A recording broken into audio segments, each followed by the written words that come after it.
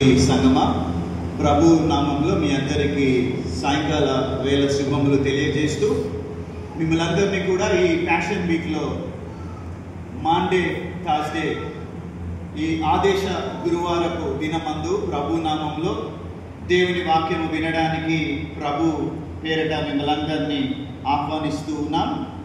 మరి గడిచిన 40 దినాలు శిల్వ ధ్యాన కూటములలో 40 అంశాలను విన్నాం. అలాగే మరి ప్యాషన్ వీక్లో మరి ఈ రోజున మరి లాస్ట్ డే అవుతూ ఉంటున్నది. మనమందరము కూడా ఆధ్యాత్మిక జీవితంలో ఎదగడానికి దేవుడు ఒక మంచి అవకాశాన్ని మన జీవితంలో అనుగ్రహించి ఉన్నాడు. అందుని బట్టి దేవదేవునికి స్తుతి చెల్లిస్తూ ఈ రోజున మరి సమభక్త ఆరాధనలో దేవుని వాక్యం వినడానికి మిమ్మల్ని అందరినీ ప్రేమపూర్వకంగా ఆహ్వానిస్తూ ఉన్నాను. ఈ సమయమును అనుగ్రహించిన దేవదేవునికి, అలాగే సంఘ అధ్యక్షుల వారు, ఎగ్జిక్యూటివ్ బాడీ కమిటీ అంతటికి సంఘమునకు ప్రభునామంలో వందనాలు తెలియజేస్తూ ఉన్నాం. క్రీస్తునందు ప్రియమైన దేవుని సంఘమా, చదవబడినటువంటి 2 లేఖన భాగాలు, పాత నిబంధన పాఠ్యభాగం నిర్గమాకాండం 12వ అధ్యాయము మొదటి 9 వచనాలు,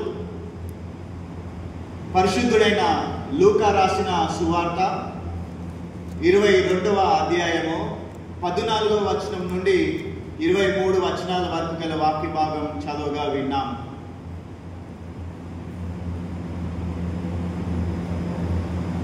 ప్రభు నామంలో మరొక పర్యాయము మిమ్మల్ందరినీ సమభక్త ఆరాధనలో దేవుని వాక్యము వినడానికి ఆహ్వానిస్తూ ఉన్నాము. తలలు వంచి ఉండగా ప్రార్థన. యేసయ్యా, నీ నామానికి వందనాలు. నీ వాక్యము వెదజల్లబోతూ ఉన్నది ప్రభువా. నీ సేవకునైనా నేను మాట్లాడుచుండగా నా నోటికి బూరగా ఉండండి. నా నోటి మాటలు మా అందరి హృదయపు ధ్యానములు మీకు అంగీకారంలో ఒకటకు సాయం చేయమని యేసు నామం అడిగి వేడుకొంచున్నాం తండ్రి, ఆమేన్. మంచిది ప్రియ దేవుని వారలారా, సమభక్త ఆరాధన. సమభక్త ఆరాధన అనేది భక్తితో కూడిన సమాన ఆరాధన అనేటటువంటి అర్థం వస్తూ ఉంటూ ఉన్నది. దీనిని 2 పదాలుగా విడదీస్తే, లేకపోతే దీన్ని 2 పదాలుగా మనము విభజిస్తే, మరి సమ అనేటటువంటి మాటకు సమానమైన లేకపోతే సమత్వం ఉన్న, భక్త అంటే భక్తి గల వ్యక్తి లేదా భక్తి, సమభక్త. ఆరాధన, ఆరాధన అనగా పూజించడము, దేవుణ్ణి మహిమపరచడము, ఆయన ఔన్నత్యాన్ని మరి మహిమపరచడము, ఆయనను గౌరవించడము. చూడండి, ఆరాధనలో ప్రాముఖ్యంగా దేవుని ప్రేమకు కృతజ్ఞతగా ఆయనను మహిమపరచడమే ఆరాధన అనేటువంటి విషయాన్ని మనం జ్ఞాపకం చేసుకుంటూ ఉన్నాం. సమభక్త ఆరాధన అంటే ప్రతి ఒక్క భక్తుడిని సమానంగా చూసే, ప్రతి ఒక్క విశ్వాసిని సమానంగా చూసే, కుల మత జాతి భేదాలు లేకుండా దేవుణ్ణి ఆరాధించేటటువంటి విధానము అని అర్థాన్ని వస్తూ ఉంటూ ఉన్నది అని మనం అర్థం చేసుకోగలం. క్రీస్తునందు ప్రియమైన దేవుని వారలారా, ప్రియమైన దేవుని సంగమా, మంచిది. మరి పరిశుద్ధ బైబిల్ గ్రంథంలో ఈ గురువారంని, ఏ గురువారంని, ప్యాషన్ వీక్ లో ఉన్నటువంటి ఈ గురువారంని ఏమని పిలుస్తారంటే మాండీ థర్స్డే అని పిలుస్తారండి. మాండీ థర్స్డే అని పిలుస్తారు. ఈ గురువారము యేసుక్రీస్తు ప్రభువు వారు తన యొక్క భూ సంబంధమైనటువంటి జీవితంలో చివరి క్షణాల ప్రారంభాన్ని సూచిస్తూ ఉన్నాయి. అది ఆయన సిలువ వేయబడడానికి ముందు రాత్రి అయి ఉంటూ ఉన్నది. అయితే మాండీ అనేటటువంటి పదము లాటిన్ వర్డ్ నుండి డిరైవ్ చేయబడినటువంటిది. మాండీ అనేటటువంటి పదము లాటిన్ పదము. ఏంటి లాటిన్ పదము? మాండేటం. మాండేటం నుండి వచ్చింది. దీని యొక్క అర్థము ఏంటంటే నియమము లేదా ఆదేశము. అందుకనే ఈ యొక్క ప్యాషన్ వీక్ లో ఈ గురువారంని మాండీ థర్స్డే అని ఎందుకు పిలుస్తారంటే నియమ గురువారము, లేకపోతే దీనిని ఆదేశ గురువారం అని పిలుస్తారు. ఇది ఎందుకు ఇది ఆదేశ గురువారం అయింది? ఎందుకు ఇది నియమ గురువారం అయింది అని మనము ఆలోచన చేస్తే, యేసుక్రీస్తు ప్రభులు వారు సార్వత్రిక సంఘానికి లేదా తన శిష్యులకు ఒక కొత్త ఆజ్ఞనిస్తూ ఉన్నాడు. ఏంటి ఆజ్ఞ? యేసు ప్రభులు వారు ఒక ఆజ్ఞనిస్తూ ఉన్నాడు. ఆయన అంటున్నాడు, నేను మిమ్ములను ప్రేమించిన ప్రకారము మీరు కూడా ఒకరినొకరు ప్రేమించుకునుడి. ఇది కొత్త ఆజ్ఞ. యేసు ప్రభులు వారు మేడగదిలోనికి వెళ్ళి మీరు నా కొరకు మేడగదిని సిద్ధపరచండి అని చెబుతూ ఆయన ఒక కొత్త ఆజ్ఞనిస్తూ ఉన్నాడు. ఆ ఆజ్ఞ ఏంటంటే, నేను మిమ్ములను ప్రేమించిన ప్రకారం ఒకరినొకరు ప్రేమించుకొనుడి అనేది ఇది యేసు ప్రభులు వారు ఇచ్చినటువంటి ఆజ్ఞ. ఇది ఒక కొత్త ఆజ్ఞను ఆయన ఇస్తూ ఉన్నాడు. ఆ తర్వాత మనం చూస్తే ఈ పరిశుద్ధ రాత్రి అంటే చివరి రాత్రి భోజన సమయంలో మేడగదిలో మరి ఈ పరిశుద్ధ రాత్రి 2 గొప్ప కార్యాలు ప్రత్యేకంగా నిలుస్తున్నాయి. 2 గొప్ప కార్యాలు ప్రత్యేకంగా నిలుస్తున్నాయి. ఏంటి 2 గొప్ప కార్యాలు అని మనం ఆలోచన చేస్తే, యేసుక్రీస్తు ప్రభులు వారు తన శిష్యుల యొక్క పాదాలని కడగడం. ఏంటండి, కడగలేదా? మేడగదిలో యేసు ప్రభులు వారు తన శిష్యుల యొక్క పాదాలని కడగడము. ఆ తర్వాత రెండవదిగా యేసు ప్రభు మరి ప్రభు రాత్రి భోజనాన్ని ప్రారంభించడము. ఒకటేమో యేసుక్రీస్తు ప్రభులు వారు తన శిష్యుల యొక్క పాదాలని కడగడము. 2 ప్రభువు మరి ప్రభు రాత్రి భోజనాన్ని ఏర్పాటు చేయడము. ఈ పరిశుద్ధ రాత్రి 2 గొప్ప కార్యాలు ప్రత్యేకంగా నిలుస్తూ ఉంటూ ఉన్నాయి. క్రీస్తునందు ప్రియమైన దేవుని వారలారా, చాలా సంఘాల్లో ఈ రోజున గురువారంగా సెలబ్రేట్ చేసుకుంటూ ఉంటారు. ఈ రోజున మరి ఆయా సంఘాల్లో అక్కడక్కడ రోమన్ క్యాథలిక్ సంఘాలలో ఏం చేస్తారంటే, గురువు గారు మరి శిష్యుల పాదాలని కడగడము, సేవకు వారిని మరి ప్రేరేపించి పంపించడం లాంటివి. మన ప్రవీణ్ ప్రగడాలన్న కూడా మరి ప్రభు పిలుపుని అందుకున్నారు కదా. వారు కూడా మరి కొద్ది దినాల కిందట ఆయన కూడా చాలా మంది పాదాలని కడిగారు. అయితే ఈ ఆచారము రాను ఏం జరిగిందంటే అంతరించిపోయింది. ఎందుకు ఈ ఆచారము అంతరించిపోయిందంటే, సుమారుగా ఒక 200 years అండ్ 300 years అబోవ్ ఆ పై కాలం నుంచి ఈ పాదాలు కడగడం అనేటటువంటి తీసేశారు. ఎందుకు తీసేశారంటే, కోపం ఉన్నవాడు పాదాలు కడుతూ వాళ్ళు లాగుతూ ఉన్నారంట, వాడు కింద పడి నెత్తి పగలడం లాంటివి జరుగుతూ ఉన్నాయి. అంటే తగ్గింపుకు బదులుగా క్రోధాన్ని ప్రదర్శించడము, కోపమును ప్రదర్శించడం లాంటివి జరుగుతున్నటువంటి తరుణంలో ఏం జరిగిందంటే, ఇది రాను కూడా తగ్గుతూ వస్తూ ఉంటూ ఉన్నది. కానీ అక్కడక్కడ మాత్రము కొందరు పెద్దలు, కొందరు సేవకులు ఈ కార్యక్రమాన్ని చేపడుతూనే ఉంటూ ఉన్నారు. అయితే ప్రియమైన దేవుని వారలారా, యేసుక్రీస్తు ప్రభులు వారు తన శిష్యుల యొక్క పాదాలని కడగడము, అలాగే మనందరికీ ప్రేమ అనేటటువంటి ఆజ్ఞను ఇవ్వడం. ఒక పక్కన ఆయన శిష్యుల పాదాలని కడుగుతూనే శిష్యులకు లేదా సార్వత్రిక సంఘమైనటువంటి మనకు ప్రేమ అనేటటువంటి ఆజ్ఞను ఇవ్వడం. ఇవి 2 కూడా ఒకే కోవకు చెందినటువంటివి. ఏమండి, ఒక పక్కన పాదాలు కడగడము, ఇంకొక పక్కన ప్రేమ అనేటటువంటి ఆజ్ఞను ఇవ్వడము. ఇవి 2 కూడా ఒకే కోవకు చెందినటువంటివి. ఎందుకంటే ఇదిగో, ప్రేమ ఎక్కడ ఉంటుందో అక్కడ సేవ ఉంటుందండి. ఏంటండి, ప్రేమ ఎక్కడ ఉంటుందో అక్కడ సేవ ఉంటుంది. ప్రేమ లేకుండా సేవ చేయలేము. చాలా మంది సేవలో విఫలమయ్యేది ఇందుకే. ప్రేమ లేకుండా సేవ చేస్తే కాదు. ప్యాషన్ ఉండాలి, జీల్ ఉండాలి, పరిచర్య చేయాలి అనేటటువంటి ప్రేమ ఉంటే పరిచర్య చేయగలుగుతారు. లేకపోతే ఆ పరిచర్య విజయవంతము కాదు. ప్రియమైనటువంటి దేవుని వారలారా, ప్రేమ లేకుండా సేవ ఉండదు. యేసు ప్రభులు వారు తన శిష్యుల యొక్క పాదాలను ఎందుకు కడిగాడు అనంటే, ప్రేమ అనేటటువంటిది దానిలో తగ్గింపు ఉండాలి, దానిలో సమర్పణ ఉండాలి. గర్వము అనేటటువంటిది కానీ, పొగడ్తలు అనేటటువంటివి కానీ దానిలో ఉండకూడదు. మీరు ఒకరిని ఒకరు నా వలె ప్రేమించుకోవాలి. త్యాగపూరితమైనటువంటి దీనత్వముతో కూడినటువంటి ప్రేమ మీ మధ్యలో ఉండాలని యేసు ప్రభులు వారు తన శిష్యులకు నేర్పించాడు. ఒక పక్కన పాదాలు కడుగుతూనే ఇంకొక పక్కన కొత్త ఆజ్ఞను వారికి ఇస్తూ ఉంటూ ఉన్నారు. మీరు ఒకరిని ఒకరు నా వలె ప్రేమించుకోవాలి. ప్రియమైన దేవుని వాళ్ళారా, ప్రభు రాత్రి భోజనాన్ని యేసుక్రీస్తు ప్రభులు వారు స్థాపించడము మనమందరము నేర్చుకోవాల్సినటువంటి విషయం ఏంటి? ఆయన ప్రభురాత్రి భోజనాన్ని ప్రారంభించాడు. అందులో నుండి మనమందరము నేర్చుకోవాల్సినటువంటి విషయం ఏంటి అని అంటే, గుడ్ ఫ్రైడే రోజున శుభ శుక్రవారపు దినమున యేసుక్రీస్తు ప్రభులు వారు కల్వరి కొండ మీద,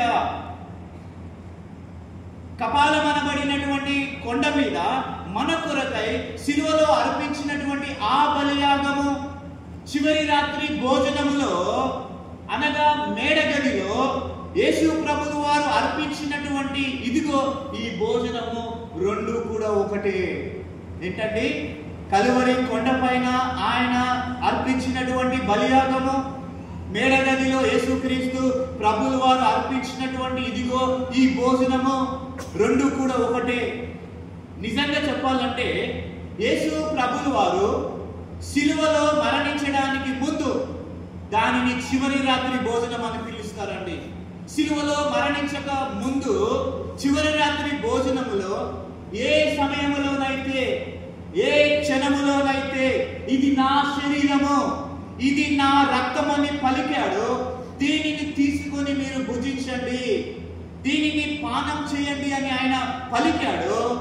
తన శరీరాన్ని మనకు ఆహారముగా, తన రక్తాన్ని మనకు పానముగా ఇచ్చాడు.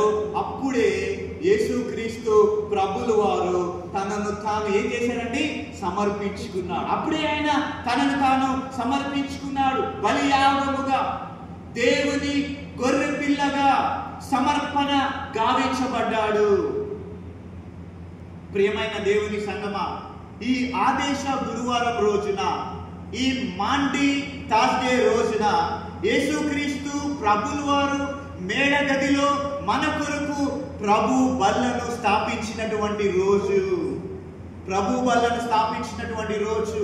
ప్రియమైన దేవుని వాళ్ళారా, ఇదిగో ఏ విధముగా యేసు ప్రభువు మన కొరకై తన యొక్క శరీరాన్ని, తన యొక్క రక్తాన్ని ఆహారంగా ఇవ్వగలిగాడు అనంటే ఇది దేవుని యొక్క చిత్తము, ఇది దేవుని యొక్క సంకల్పము. ఈ రోజున మనము చదువుకున్నటువంటి వాక్య భాగంలో ప్రియమైనటువంటి దేవుని వారలారా, ఇశ్రాయేలు ప్రజలు వారు ఐగుప్తు బానిసత్వంలో ఉన్నారు. ఇశ్రాయేలు ప్రజలు వారు ఐగుప్తు బానిసత్వంలో ఉండగా ఫరో రాజు యొక్క కాడి కింద వారు నలిగిపోతూ ఉంటూ ఉండగా, నిర్గమకాండము 3వ అధ్యాయము 7వ వచనం నుండి మనము చదువుకుంటూ ముందుకు వెళ్తే, నిర్గమకాండము 3వ అధ్యాయము 7వ వచనం నుండి మనం చూస్తూ ముందుకు వెళ్తే, దేవుడైన యెహోవా మోషేను పిలిచాడు. మోషేను పిలిచి, ఇదిగో నేను ఐగుప్తులో నా ప్రజలు పడుతున్నటువంటి బాధలను నా కన్నులారా చూచితిని. మోషే, ఐగుప్తులో నా ప్రజలు పడుతున్నటువంటి బాధను నా కన్నులారా చూచితిని, వారు పెడుతున్నటువంటి ఆ క్రందనలను నా చెవులారా నేను వింటిని. ఐగుప్తుల యొక్క ఇనుప సంకెళ్ళ నుంచి వారిని విడిపించుటకై ఇదిగో నేను కిందకు దిగి వచ్చి ఉన్నాను. చూడండి, మోషేను దేవుడు ఫరో దగ్గరికి పంపించి, వారిని విడుదల చేయమని అడిగాడు.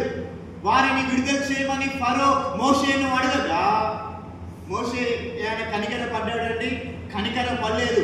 ఆయన హృదయము ఇంకా కూడా మొద్దుబారిపోయిన హృదయంతో ఇశ్రాయేలు ప్రజల ఎడల కనికరము చూపించకుండా ఉన్నప్పుడు దేవుడు ఏం చేశాడండి? రకపేజో పాపో వామచితో ఏం చేశాడండి? 10 తెగుళ్లను దేవుడు వారి మీదకు పంపించాడు. ఫరో హృదయము కఠినము చేయబడినప్పుడు 10 తెగుళ్లను దేవుడు వారి మీదకు పంపించాడు. ఈ ఫరో రాజు ఇశ్రాయేలు ప్రజలు విడిచి వెళ్ళిపోవడానికి, స్వేచ్ఛ స్వాతంత్రంలోనికి, బానిసత్వం నుండి వెళ్ళడానికి ఇదిగో దేవుడు ఇశ్రాయేలు ప్రజలను ముందుకు నడిపిస్తాడు. ఫరో రాజు స్వేచ్ఛ నుండి స్వతంత్రమును అనుగ్రహిస్తాడు. ఆ సందర్భంలో దేవుడు ఇశ్రాయేలు ప్రజలకి చేసిన కట్టుబాట్లను గురించి ఈ రోజున మనం నేర్చుకోబోతూ ఉన్నాం. దేవుడు అద్భుతంగా ఫరో రాజు చేతి నుండి వారిని విడిపింపబడిన తర్వాత దేవుడు కొన్ని కట్టుబాట్లను వారికి నేర్పిస్తున్నారు. స్వేచ్ఛ స్వాతంత్రం వచ్చి ఎర్ర సముద్రమును దాటి వారు బయటికి వచ్చిన తర్వాత దేవుడు వారికి కొన్ని కట్టుబాట్లను గురించి నేర్పిస్తూ ఉన్నాడు. ఈ రోజున మనము నేర్చుకుందాం. క్రీస్తునందు ప్రియమైన దేవుని సంగమా, పస్కా పండుగ గురించి, పస్కా భోజనం గురించి మనం ఇందాక మొదటి లేఖన భాగంలో మనం చదువుకున్నాం. పస్కా పండుగ గురించి మనం చదువుకున్నాము. ఈ పస్కా భోజనంలో అలనాడు ఆ యొక్క ఇశ్రాయేలు ప్రజలు వారి యొక్క విమోచనకి, వారి యొక్క విడుదలకు గుర్తుగా వారు ఏం చేయాలండి? ఒక గొర్రె పిల్లను తీసుకొని, ఒక గొర్రె పిల్లను వధించి, గొర్రె పిల్ల యొక్క రక్తాన్ని ఎక్కడ రాయాలండి? వారు ఎక్కడ పూయాలి అని అంటే ద్వార బంధకానికి వారు పూయాలి. ద్వారబంధానికి వారు పూయాలి. ఒక గొర్రె పిల్లను దానిని తీసుకొచ్చి దానిని వధించిన పిదప గొర్రె పిల్ల రక్తాన్ని ద్వారబంధానికి రాసి ఆ గొర్రె పిల్ల యొక్క మాంసాన్ని ఏం చేయాలండి? వారు ఆ గొర్రె పిల్ల యొక్క మాంసాన్ని వారు దేవుని యొక్క భోజనముగా, వారు దేవుని యొక్క విందుగా, విడుదలకు సూచనగా, విమోచనకు సూచనగా వాళ్ళు ఏం చేయాలంటే దానిని వారు భుజించవలసినటువంటి వారై ఉంటూ ఉన్నారు. అది దేవుని యొక్క ఆహారము, పస్కా భోజనము అనేటటువంటి వారు. ఈ సమయంలో ప్రియమైన దేవుని వారలారా, పస్కా అంటే అర్థం ఏంటండి? పస్కా అంటే అర్థము దెబ్బ కొట్టుట. ఏంటండి? పస్కా అంటే అర్థము దెబ్బ కొట్టుట, లేకపోతే పస్కా అంటే విమోచన, దేవుడు వారిని విడిపించాడు అనేటటువంటి దానికి సూచనగా దేవుడు వారికి ఈ పస్కా విందును ప్రసాదించాడు. ప్రియమైన దేవుని వారలారా, ఈ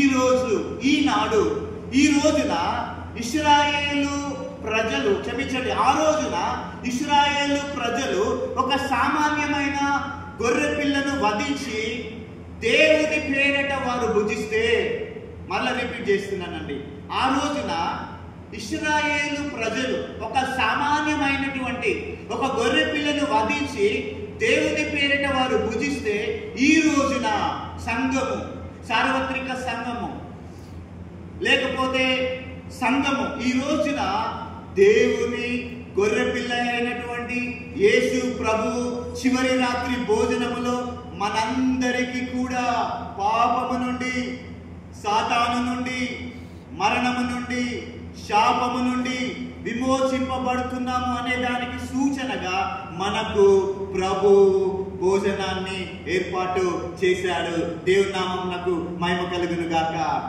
క్రీస్తునందు ప్రియ దేవుని వారలారా, రేపటి రోజున అనగా కలువరి కొండ మీద కపాలము అనేటటువంటి స్థలములో మన కొరకు అర్పించేటటువంటి ఆ బలియాగము ద్వారా మనందరికీ కూడా ఇవ్వబోయేటటువంటి ఆ విమోచనకి, ఆ విడుదలకి, ఆ పాపానికి, ఆ శాపానికి, ఆ మరణానికి, మనము పొందబోయే విడుదలకి ఈ రోజున యేసుక్రీస్తు ప్రభువుల వారు ఈ ప్రభు భోజనాన్ని ఆయన ఏం చేస్తున్నాడంటే స్థాపిస్తా ఉంటూ ఉన్నాడు. కాబట్టి ప్రియమైన దేవుని సంగమా, ఎందుకు ప్రభు భోజనాన్ని ఆయన స్థాపించాడు అనే విషయాన్ని క్లుప్తంగా కొన్ని విషయాల్ని మనము ధ్యానం చేద్దాం. ఎందుకు యేసుక్రీస్తు ప్రభువుల వారు ప్రభు భోజనాన్ని స్థాపించాడు అనే విషయాన్ని మనము ధ్యానం చేద్దాం. ఎందుకు ప్రభు భోజనాన్ని ఆయన స్థాపించాడు అని అంటే ముఖ్యంగా 3 కారణాలు. there are three reasons why did he started. ఎందుకు ఆయన యూకరిస్ట్ లేకపోతే ప్రభు భోజనాన్ని ఎందుకు ఆయన స్థాపించాడు అన్నదానికి ముఖ్యంగా 3 కారణాలు నేను మీ ముందుకు తీసుకుని వస్తా ఉన్నాను. అందులో మొట్టమొదటిగా మనం చూస్తే ఎందుకు యేసు ప్రభువు మన కొరకు ప్రభు భోజనాన్ని స్థాపించాడు అని అంటే, నెంబర్ 1 మొదటి విషయం ఏంటంటే తన మరణాన్ని జ్ఞాపకం చేసుకోవడానికి. ఏంటండి? తన మరణాన్ని జ్ఞాపకం చేసుకోవడానికి. గుర్తుపెట్టుకోండి ప్రియమైన దేవుని వారలారా, ప్రతిసారి కూడా మనము ప్రభు భోజనాన్ని మరి ఆచరిస్తూ ఉన్నప్పుడు, ప్రతిసారి మనము ప్రభు భోజనాన్ని జరిగించుతూ ఉన్నప్పుడు ఏ బలియాగమునైతే కలువరి కొండ మీద జరిగిందో, ఏ బలియాగం అయితే మేడగదిలో జరిగిందో, అదే బలియాగము, అదే యేసుక్రీస్తు ప్రభులు వారు పీఠము మీదకు వేరు చేస్తూ వస్తూ ఉంటున్నాడనే సత్యాన్ని మనమందరము కూడా గుర్తు చేసుకోవాలి, మనమందరము విశ్వసించాలి, మనమందరము నమ్మాలి. ప్రియమైన దేవుని వారలారా, ఈ రోజున లూకా సువార్తలో మనమందరం కూడా చదువుకున్నాం. లూకా సువార్తలో కూడా మనందరం చదువుకున్నాం. అక్కడ ఏ జ్ఞాపకం చేసుకోవాలో రాయబడి ఉంటున్నది. ఏ జ్ఞాపకం చేసుకోవాలి? ప్రభురాత్రి భోజనంలో లేదా ప్రభురాత్రి భోజనాన్ని మనము ఆచరిస్తూ ఉన్నప్పుడు ఏ జ్ఞాపకం చేసుకోవాలో లూకా సువార్త 22వ అధ్యాయం 19వ వచనంలో, లూకా సువార్త 22వ అధ్యాయం 19వ వచనంలో యేసు ప్రభులు వారు ఆ చివరి రాత్రి భోజనంలో ఈ విధంగా ఆయన పలుకుతూ ఉన్నాడు, ఈ విధంగా ఆయన మాట్లాడుతూ ఉన్నాడు. ఏమని చూస్తారండి? ఆ 14వ వచనం చూడండి అమ్మ దయచేసి. ఆ గడియ వచ్చినప్పుడు ఆయనయు ఆయనతో కూడా అపోస్తలులు పంక్తిని కూర్చుండిరి. అప్పుడు ఆయన, నేను శ్రమ పడక మునుపు మీతో కూడా ఈ పస్కాను భుజింపవలెనని ఆశపడి తిని. చాలండి ప్రియమైన దేవుని వారలారా, ఈ చివరి రాత్రి భోజనము మేడగదిలో యేసుక్రీస్తు ప్రభులు వారు సమర్పిస్తూ ఉన్నాడు. ఆ సమయంలో ఆయన ఏం చెప్తున్నాడో జాగ్రత్తగా ఆలకించుదాం. 19వ వచనంలోకి రాండమ్మా. 19వ వచనం. పిమ్మట ఆయన ఒక రొట్టెను పట్టుకొని కృతజ్ఞతాస్తుతులు చెల్లించి దానిని విరిచి వారికిచ్చి, ఇది మీ కొరకు ఇవ్వబడుచున్న నా శరీరము, నన్ను జ్ఞాపకం చేసుకొనుటకై దీనిని చేయడని చెప్పిన. ఎలా చేయాలండి? ఎలా చేయాలండి? నా జ్ఞాపకార్థము చేయుడి. ప్రభు యొక్క జ్ఞాపకార్థము చేయాలి. ప్రభు భోజనము జరిగించబడుతున్నప్పుడెల్లా ప్రతిసారి కూడా మనము జ్ఞాపకం చేసుకోవాలి. ఏ జ్ఞాపకం చేసుకోవాలి మనందరము? ఏ జ్ఞాపకం చేసుకోవాలి మనందరము? నా పాపముల కొరకై, నా శాపముల కొరకై ఆయన నలగగొట్టబడ్డాడు, ఆయన సిలువ వేయబడ్డాడు, ఆయన కలువరి గిరిలో మరణించాడు, ఆయన త్యాగ బలి చేశాడు. ఆయన బలియాగము ద్వారా నేను, మీరు, మనమందరము కూడా విమోచింపబడ్డాము. ప్రభు రాత్రి భోజనాన్ని, ప్రభు బల్ల ఆరాధనలో పాల్గొన్న ప్రతిసారి కూడా ఈ సత్యాన్ని మనము గుర్తుంచుకోవాలి. ఏ రీతిగా యెహోవా దేవుడు అలనాడు ఇశ్రాయేలు ప్రజల్ని ఐగుప్తు బానిసత్వం నుండి విడిపించాడో, ఈ రోజున నిన్ను, నన్ను, మనలను కూడా యేసుక్రీస్తు ప్రభులు వారు ఆ కలువరి సిలువ కొండ మీద, ఆ కలువరి సిలువ బలియాగములో, మేడగదిలో, చివరి రాత్రి భోజనంలో మనందరికీ కూడా విమోచన, విడుదలను అనుగ్రహించాడు. ఇదే విషయాన్ని పౌలు భక్తుడు కూడా ఎత్తి చూపిస్తున్నాడండి. ఇదే విషయాన్ని పౌలు భక్తుడు కూడా ఎత్తి చూపిస్తున్నాడు. చూద్దామా కొరింథీయులకు రాసిన ఆ మొదటి పత్రిక 11వ అధ్యాయం 25వ వచనంలో. కొరింథీయులకు రాసిన మొదటి పత్రిక 11వ అధ్యాయం 25వ వచనంలో ఇదే సత్యాన్ని తెలియజేస్తున్నాడు. నన్ను జ్ఞాపకం చేసుకొనుటకై దీనిని చేయడని యేసుక్రీస్తు ప్రభులు వారు మరి దానిని ఆ రోజు ఆయన అప్పగించాడు. ప్రియమైన దేవుని వారలారా, ప్రభు భోజన సంస్కారం, ప్రభు రాత్రి భోజనం అనేటటువంటిది యేసుక్రీస్తు ప్రభులు వారు మన కొరకు చేసినటువంటి త్యాగ బలి జ్ఞాపకం చేసేదిగా ఉండాలి. దీన్ని ఇందులో హస్తం వేస్తున్నప్పుడల్లా, లేకపోతే దీనిని మనము ఆచరిస్తున్నప్పుడల్లా మనము ఏం జ్ఞాపకం చేసుకోవాలంటే ఆయన త్యాగాన్ని జ్ఞాపకం చేసుకోవాలి, ఆయన బలిని మనం జ్ఞాపకం చేసుకోవాలి. చాలా మంది సిద్ధపాటు లేకుండా, ప్రార్థన జీవితం లేకుండా, ప్రార్థన లేకుండా ఏదో అందరు తీసుకుంటున్నారు కదా, నేను కూడా చెయ్యకపోతే నా పక్కనున్నోడు నన్ను చూస్తాడు. ప్రియమైన దేవుని వారలారా, యేసుక్రీస్తు ప్రభువు మన కొరకు చేసినటువంటి త్యాగ బలిని జ్ఞాపకం చేసేదిగా ఉండాలి. కాబట్టి ప్రియ దేవుని సంగమా, ఒక భక్తుడు అంటాడు, ఒక పండితుడు అంటాడు, ఆయన ఏమంటాడంటే, Eucharist is the source, summit and centre of Christian life అంటాడు ఆయన. Eucharist is the source, summit and centre of all Christian life అంటాడు. అంటే అర్థం ఏంటంటే, ప్రభు భోజనం అనేటటువంటిది క్రైస్తవ జీవితానికి, క్రైస్తవ విశ్వాసానికి నాంది, పునాది, కేంద్ర బిందువు అంటాడు ఈ యొక్క యూకరిస్ట్ని. ఈ యొక్క ప్రభు భోజన బల్లని ఆయన ఏమంటాడంటే, క్రైస్తవ జీవితానికి, క్రైస్తవ విశ్వాసానికి నాంది, పునాది, కేంద్ర బిందువు ప్రభు భోజన సంస్కారం అని అంటాడు. ప్రభు భోజన సంస్కారం లేకుండా క్రైస్తవుడు లేదు, క్రైస్తవ విశ్వాసం కూడా లేదు అంటాడు. అందుకనే మరి మొదటిగా మనం చూసినటువంటి విషయం ఏంటంటే, మొదటిగా ఎందుకు యేసు ప్రభులు వారు మన కొరకు ప్రభు భోజనాన్ని స్థాపించాడండి? మొదటి విషయము తన మరణాన్ని జ్ఞాపకం చేసుకోవడానికి.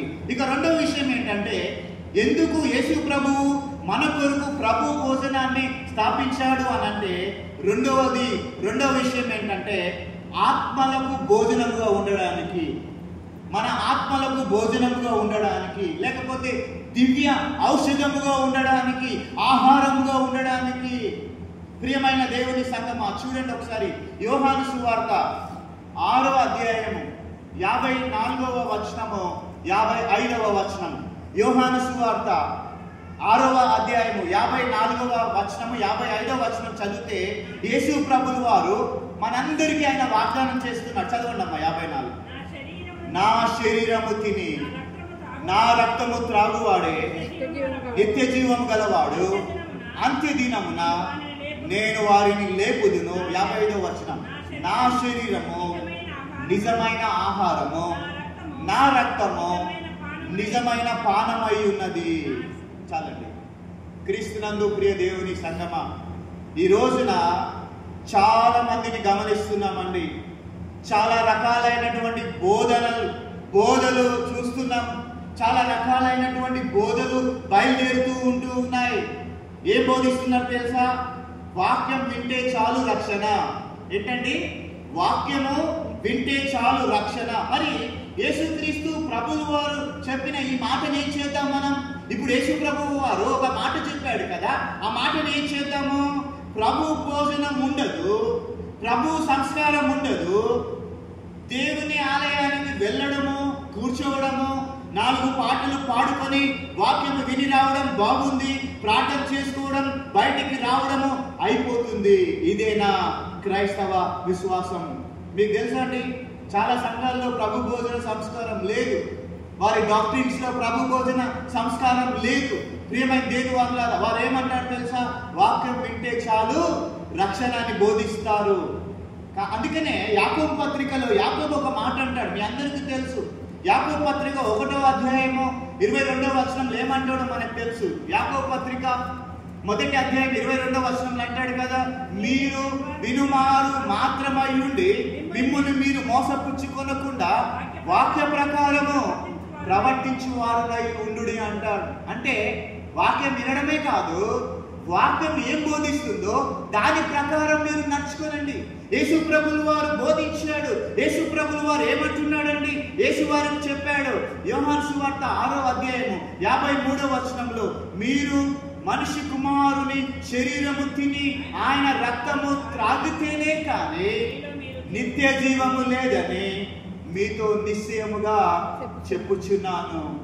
ప్రియమైన దేవుని వారలారా, ఆయన శరీరాన్ని భుజించి ఆయన రక్తాన్ని పానము చేస్తే తప్ప మనకు నిత్య జీవము లేదు. ప్రియమైన దేవుని వారలారా, ఎందుకు యేసు ప్రభులు వారు ప్రభు భోజనాన్ని ఆయన స్థాపించాడు అని అంటే ఇదిగో మన ఆత్మలకు ఆత్మీయమైనటువంటి ఆహారముగా. ఏంటండి ఇది? ఎందుకు ఆయన స్థాపించాడు?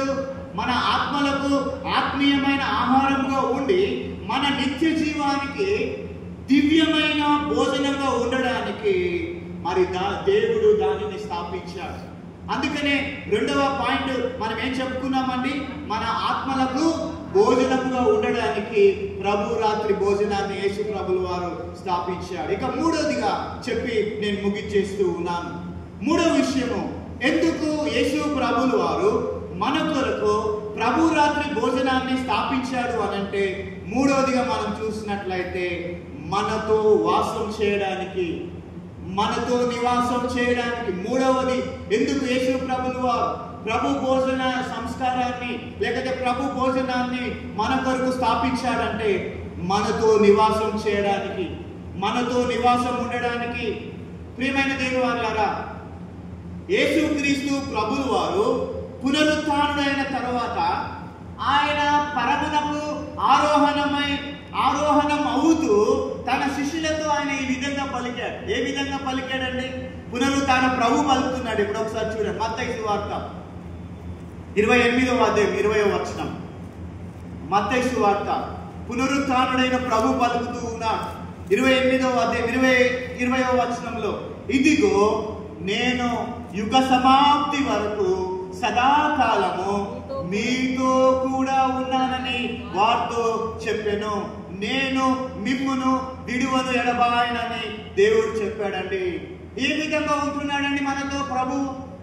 ఏ విధంగా ఉంటున్నాడండి దేవుడు మనతో? నిజమే, ఆయన ఒక పక్కన మనతో ఆయన వాక్య రూపంలో ఉంటూ ఉన్నాడు. అలాగే ప్రభు భోజన సహవాసంలో ఆయన మనతో ఉంటూ ఉన్నాడు. ప్రభు రాత్రి భోజన సహవాసంలో ఆయన మనతో ఉంటూ ఉన్నాడు. ప్రియమైన దేవుని సంగమా, ప్రతిసారి నీవు నేను మనమందరము దేవుని ఆలయంలో అడుగు పెడుతూ ఉన్నప్పుడు, ప్రతిసారి మనము దేవుని ఆలయంలో అడుగు పెడుతూ ఉన్నప్పుడు ఆయన మన కొరకై దేవుని సన్నిధానంలో ఆయన నివాసం ఉంటూ ఉన్నాడు. ఇది మనం జ్ఞాపకం చేసుకోవాలి. దేవుని మందిరావరణంలో ఎందుకు వస్తున్నామండి మనము? చెప్పండి, దేవుని మందిరావరణంకి ఎందుకు వస్తున్నాం మనము? కేవలము ఆయనను ఆరాధించడానికి, ఆయనను స్తుతించడానికి, ఆయనను మహిమపరచడానికి. ఆయన మన కొరకు ఆయన దేవుని సన్నిధానంలో ఆయన నివాసము ఉంటూ ఉన్నాడు. మన కొరకు ఆయన ఎదురు చూస్తుంటున్నాడు అనేటటువంటి సత్యాన్ని మనము మరవకూడదు. ప్రతిసారి ప్రభు భోజన సహవాసంలో మనము పాల్గొంటున్నప్పుడు ఆయన మన కొరకు ఈ ప్రభు భోజన సంస్కారము ద్వారా ఆయన మనతో ఆయన నివాసం ఉంటున్నాడు అనే విషయాన్ని మనం జ్ఞాపకం చేసుకోవాలి. ఏంటండి? ప్రభు భోజనాన్ని మనం ఆచరిస్తూ ఉన్నప్పుడు మనం జ్ఞాపకం చేసుకోవాల్సిన విషయం ఏంటంటే ఆయన మనతో నివాసం ఉంటున్నాడనే విషయాన్ని జ్ఞాపకం చేసుకోవాలి. అంత మాత్రమే కాదు, ప్రభు భోజనాన్ని మనము స్వీకరిస్తూ ఉన్నప్పుడు ఆయన మనలో ఉంటాడు, ఆయన మనతో ఉంటాడు. కాబట్టి దీని విషయమై యోహాను ఒక మాట అంటాడు. యోహాను సువార్త చివరిగా మనము వచ్చేసామండి చివరిలోకి. యోహాను సువార్త 6వ అధ్యాయం 56వ వచనంలో, యోహాను సువార్త 6వ అధ్యాయం 56వ వచనంలో చదవండి దయచేసి. నా శరీరము తిని నా రక్తము త్రాగువాడు నా యందును నేను వాని యందును. చూసారండి ఎంత మంచి మాట. మూడవ పాయింట్ ఏం చెప్పానండి? యేసు ప్రభుల వారు ఎందుకు ప్రభు రాత్రి భోజనాన్ని స్థాపించాడు? ఆయన మనతో నివాసం ఉండడానికి, మనతో వాసం చేయడానికి. ఎవరైతే నా శరీరము తిని నా రక్తము త్రాగువాడు నా యందును నేను వాని యందును. ఎంత మంచి మాట. ప్రియమైన దేవుని వారు, అది మనం జ్ఞాపకం చేసుకోవాలి. ప్రభు మన యందు నిలిచి ఉంటాడని చెప్తూ ఉన్నాడు. ఎప్పుడైతే మనము యేసు ప్రభుల వారి యొక్క దివ్యమైనటువంటి శరీరాన్ని ఆయన రక్తాన్ని మనము పానం చేస్తామో ప్రభువు మనలో ఉంటాడు, ప్రభువు మనతో ఉంటాడు, మనము ఆయనలో ఉంటాము, ఆయన మనతో ఉంటాడు, మనము ఆయనతో కలిసిపోతాము. ఇది విశ్వాస రహస్యం. ప్రియమైన దేవుని సంగమా, ఈ మూడు విషయాలు కూడా మనము మన జీవితాంతము జ్ఞాపకం చేసుకోవాలి. చెప్దామండి, నేను ఇక ముగిచేస్తున్నాను. ఎందుకు యేసు ప్రభులు వారు ప్రభు రాత్రి భోజనాన్ని స్థాపించాడు, ప్రభు రాత్రి భోజన సంస్కారాన్ని స్థాపించాడు? ఎన్ని కారణాల చేత? ముఖ్యంగా 3 ఏంటండి? 3 1 తన మరణమును జ్ఞాపకం చేసుకున్నటకు, 2 మన ఆత్మలకు భోజనముగా ఉండుటకు, 3 మనతో నివాసము చేయుటకు. ప్రియమైన దేవుని సంగమా, ఎప్పుడైతే యేసు ప్రభులు వారి లూకా సువార్త 22వ అధ్యాయంలో తన యొక్క చివరి రాత్రి భోజనములో దీనిని నా జ్ఞాపకార్థము చేయడానికి శిష్యులకు చెప్పారో, శిష్యులు కూడా అధికారాన్ని పొందుకొని వారు ఇతరులకు ఇవ్వడము, ఆ తర్వాత వారు అనేకులకు ఇవ్వడము, ఈ రోజున ప్రపంచ వ్యాప్తంగా ఈ యూకరిస్ట్ జరిగింపబడుతూ ఉంటూ ఉన్నది. మాండీ థర్స్డే కొత్త ఆజ్ఞను యేసు ప్రభువు వారు ఇచ్చారు. ఏంటండి? నేను మిమ్మును ప్రేమించిన ప్రకారం మీరు ఒకరినొకరు ప్రేమించుకునడం చెప్తూ ఆయన తన శిష్యుల పాదాలని కడిగి 3 ప్రభు రాత్రి భోజనాన్ని ఆయన స్థాపించాడు. ఇది ఆదేశ గురువారం అయి ఉంటుంది. యేసు అన్నాడు, వెళ్ళండి, మేడ గదిని సిద్ధపరచండి. ఒక ఆదేశాన్ని ఇచ్చాడు, కొత్త ఆజ్ఞని ఇచ్చాడు. శిష్యులు ఆ విధంగా చేశాడు. సార్వత్రిక సంఘం ఆ విధంగా చేస్తూ ఉన్నది. ప్రియమైన దేవుని వారలారా, ఈ 3 మనము జ్ఞాపకం చేసుకుంటూ ప్రభు రాకడ కొరకు ఈ విధంగా సిద్ధపడుతూ అనేకులను సిద్ధపరిచి ఎత్తబడే గుంపులో, ఎత్తబడే సమూహంలో మనమందరం ఉందాం. అట్టి కృప ధన్యత దేవుడు మనకు దయచేయునుగాక. May God bless you all. Have a blessed night.